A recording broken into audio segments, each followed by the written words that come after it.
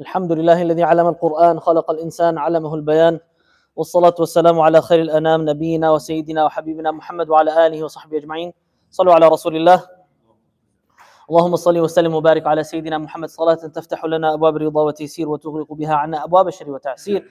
أنت مولانا فنعم المولى ونعم النصير. اللهم اجعلنا من أهل القرآن الذين هم أهلك وخاصتك يا ذا الجلال والإكرام. السلام عليكم ورحمة الله وبركاته. اللهم فقهنا في الدين وعلمنا التأويل. We ask Allah subhanahu wa ta'ala to shower upon Al-Imam An-Nawawi rahmatullahi alayhi wa radi'an mercy and blessings ya Rabbil Alameen, and allow us to benefit from his knowledge. Last lesson of Tibyan we covered one specific topic. Anybody remember?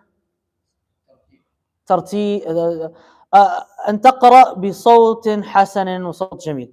To recite beautifully, to beautify your voice when reciting the Quran. We covered it بشكل عام. Okay?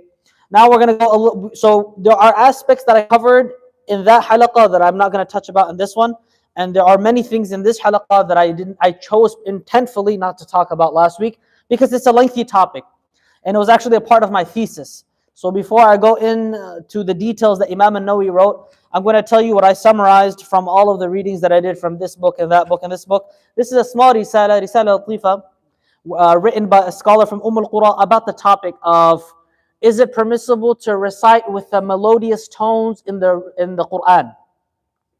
Can you recite with the different melodious tones for the Quran? Because this is a question that comes up. They're called the maqamat sawtiyah.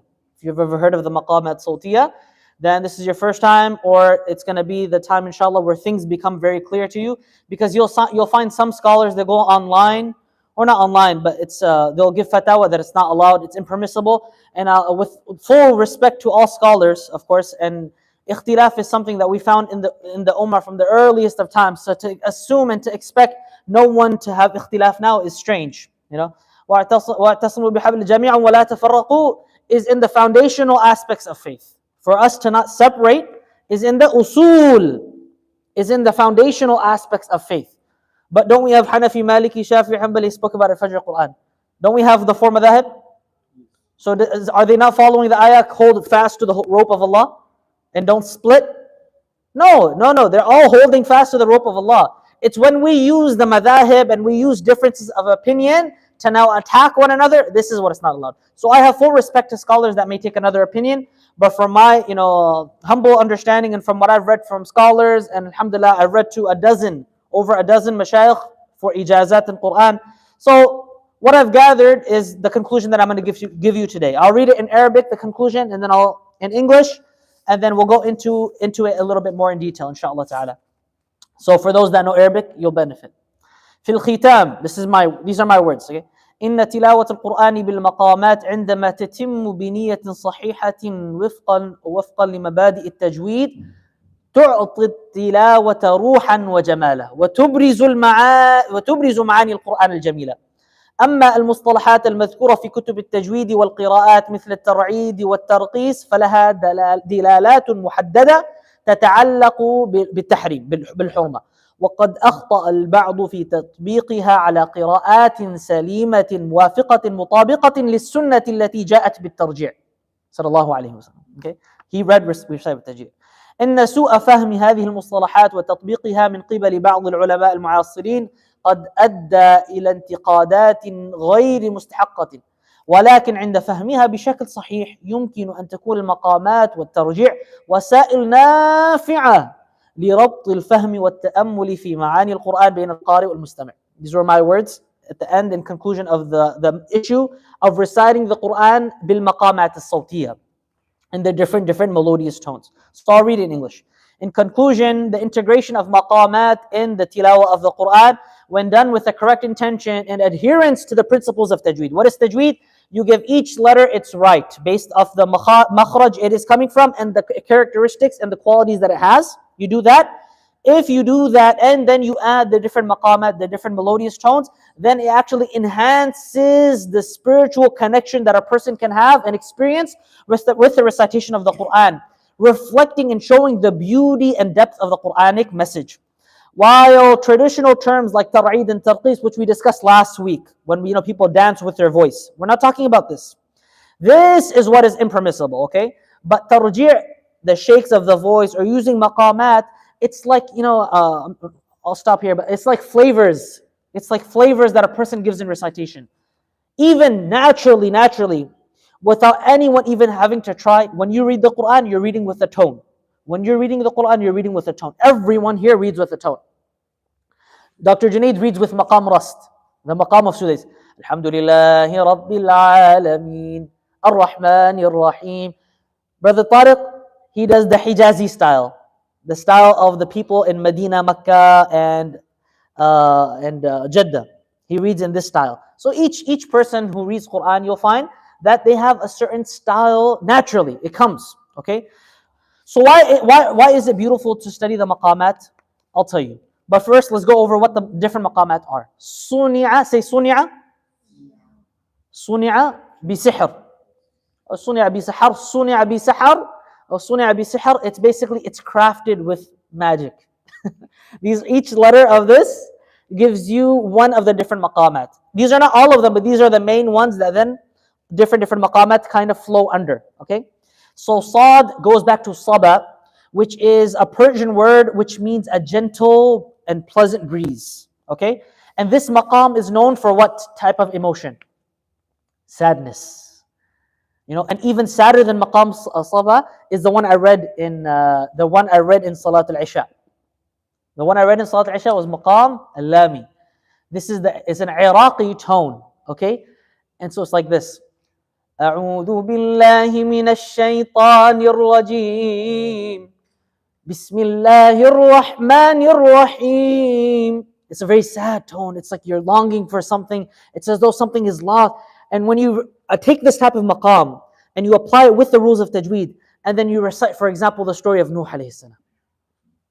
قال رب إني دعوت قومي ليلا ونهارا فلم يزدهم دعائي إلا فرارا. How beautiful. How beautiful is it? When you read, for example, the ayat in Surah Hud, يا بني اركم معنا يا بني اركم معنا. I'm just showing you right now, not fitting the rules of tajweed.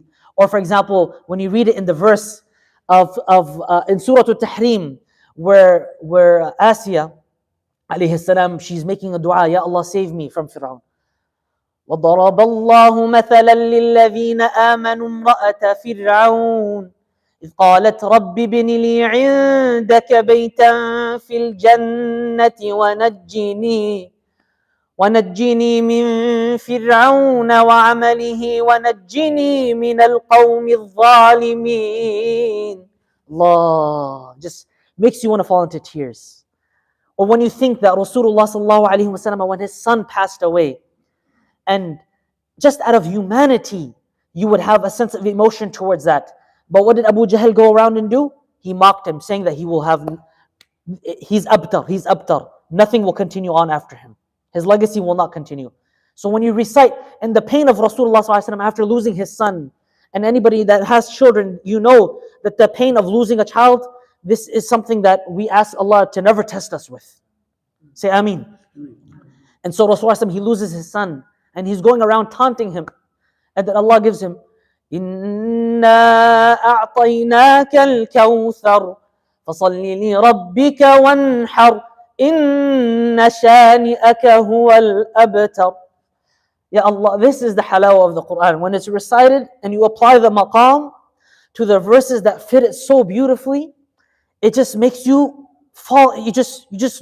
You never want to get enough of the Quran. When you hear of the Sahaba like Uthman radiallahu an, he said, what did Uthman radiallahu an say? If the hearts were clean and they were pure, they would never get enough of the Quran. But that's if you read the Quran like this.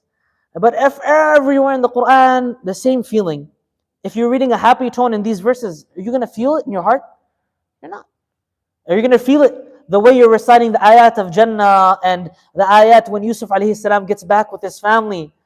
وَرَفَعَ أَبَوَيْهِ عَلَى الْعَرْشِ وَخَرُّوا لَهُ سُجَّدًا وَقَالَ يَا أَبَتِ هَذَا تَأْوِيلُ رُؤْيَايَ مِنْ قَبْلُ قَدْ جَعَلَهَا رَبِّي حَقًّا وقد أحسن بي إذ أخرجني من السجن وجاء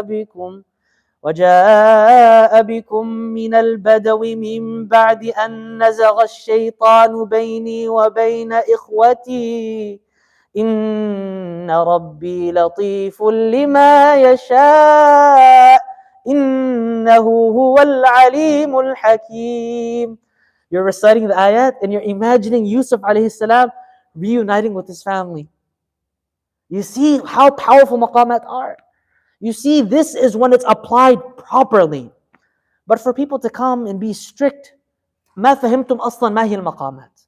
With all due respect for those scholars that are so rigid and so strict in regard to this, they don't really truly understand it. And I say this again without mentioning names, so no one can say أنا أقلل الأدب مع العلماء. No, I'm not doing this. But when you listen to Sheikh Minshawi, Sheikh Abdul Basit, the well-known Quran, or Sheikh Mishari, they discredit him a lot, but Sheikh Mishari, he's up there. Wallahi, he's still alive, so always the person who's alive, you always fear for them fitna. We ask Allah Azza wa Jal to allow the people of Quran to be protected from all forms of fitna. Say Ameen. Because remember, these types of people, everyone wants to listen to them, everyone wants to hear from them, so they always get pulled into different things. We ask Allah to protect all of Ahlul Quran. But when you hear them and when you hear the recitation of the Quran, it makes you just want to listen more and more and more and more. Growing up, I would never ever stop listening to Mishari. Why? Because I felt that I listened to someone who's reciting from his qalb, from his ruh. He's living with the Quran. Subhanallah, and that's why it naturally brings tears. It's not that we're some, sincere people and Allah Azza wa Jalla, we're so perfect. No. We're the biggest sinners. But the Quran itself, even if it goes on any heart, even the heart of a kafir, if it comes properly in the heart, will it penetrate? Will it melt the heart? Of course. This is the Quran, this is Kalamullah Azza wa Jal. So now you see the beauty of maqamat. Now you see why when it's recited with beautiful tones, how it has an impact on the heart. But like I said, as long as it's with the rules of tajweed. As long as it's with the rules of tajweed. So you don't come to something and you add a mad to it and there's no mad. Alhamdulillah Rabbil. No, you cannot do this. Al-an, you're messing the tajweed in order for the tone. No. Have the tajweed, like lanes of the car. You're driving. What type of model you have? You have a Tesla, you have a Honda, you have a Toyota, you have a this, you have a that. However it is, you're staying within the lane. The lane is not dayiq, meaning that if you go out 1 centimeter, you're out. It's like a lane. You're staying within the lane of the tajweed, and then you're reciting in different ways. You see how that example, that makes sense? And I gave also the example of a ball that you throw in a hoop. The hoop is not going to be just only has space for just that. No, it's bigger than the surface of the ball. Why? Because there's room.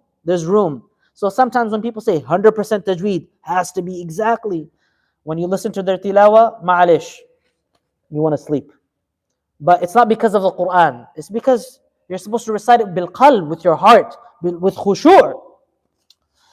So that's the first maqam. Saba. So suni'a bi sahar, okay, bi sihr. Nahawand. Nahawand is the mishari tone, or it's like similar to Kurd. Alhamdulillahi Rabbil Alameen. الرحمن الرحيم مالك يوم الدين إياك نعبد وإياك نستعين. جميل جدا. This is the type of tone you do for tarawih. You read for 2 hours, you don't even feel it. Then there's the tone of bayati. Some of the maqamat. So maqamat, not each one you have to practice and master. It takes time, takes effort. And then there's also branches of them. And there are people that are masters and experts of this field. I am just a humble student of this field. So some of them I'm able to apply in my recitation, some of them not as well. It's normal because is my voice light? It's lighter. When you hear a person who has a deeper voice, you tell him to do a higher pitch. It's going to be hard for him. But if you tell me to do a higher pitch, I can because my voice is naturally lighter.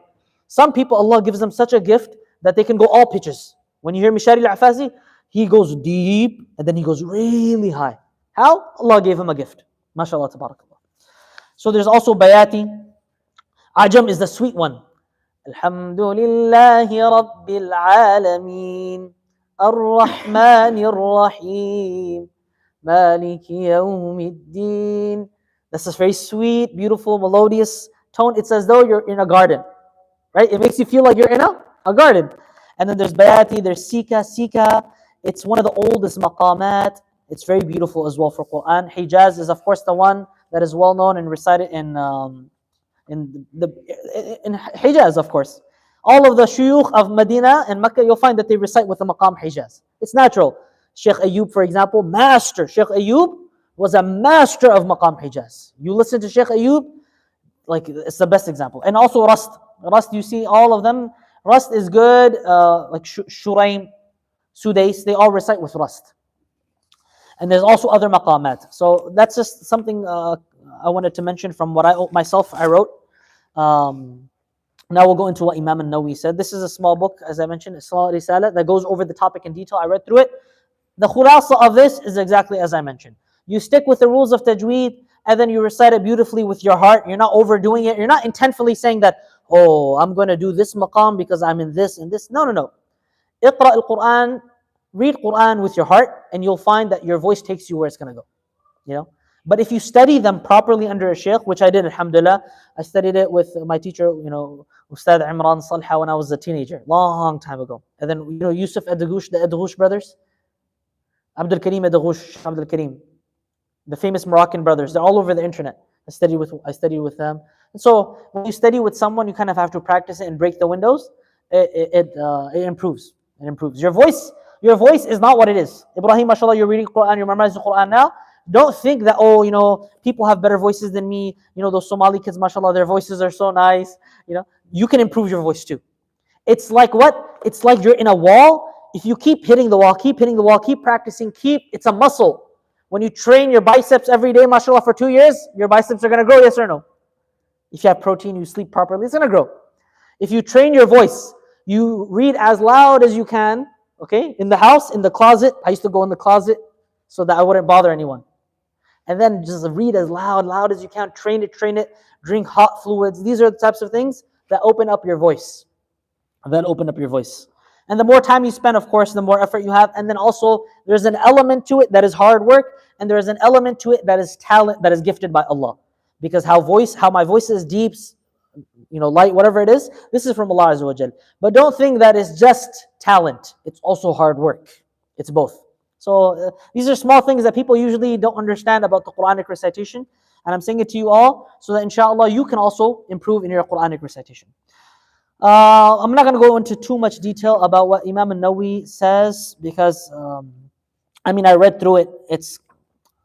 I attached what I just said to what Imam al-Nawawi rahmatullahi alayhi said. There's aqwal between the ulama, the different madhahib in relation to what is alhan and whatnot. The point is, if the Quran is recited with tajweed, with maqamat, ma fi ishkal. If you are breaking rules of tajweed for the maqamat, this is when the problem occurs. But then even then, there's an extreme.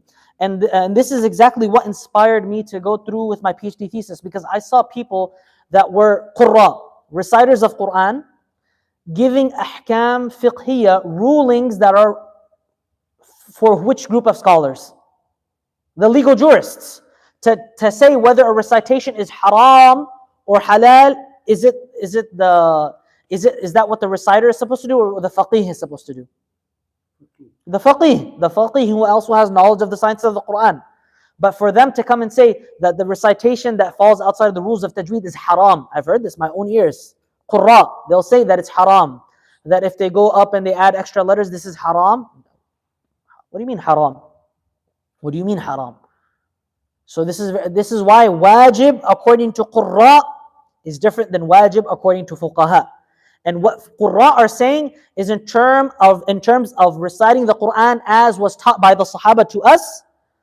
The fuqaha are speaking about a legal sense. Halal, haram, wajib, fard, mubah. These are the things the fuqaha are discussing. So when the qurra go into the realm of the fuqaha, they fall into error. You see that? When the qurra, they go into the realm of the fuqaha, this is where you fall into error. But then when you actually look at the books of the fuqaha, you'll not find this type of stuff. In fact, Ibn Abidin himself, he mentions that the mutaakhirun of the Hanafi madhab, they are way more lenient in the mistakes that a person could make in recitation in tajweed. If let's say reciting tajweed was wajib and a person who does this is falling into sin, then how many Muslims are sinners right now? This is wrong. You see? Quran is for everyone. Tajweed should be studied and should be learned. But to say that now your salah is غير مقبول X, your salah behind you is X, this is where we draw the line. No.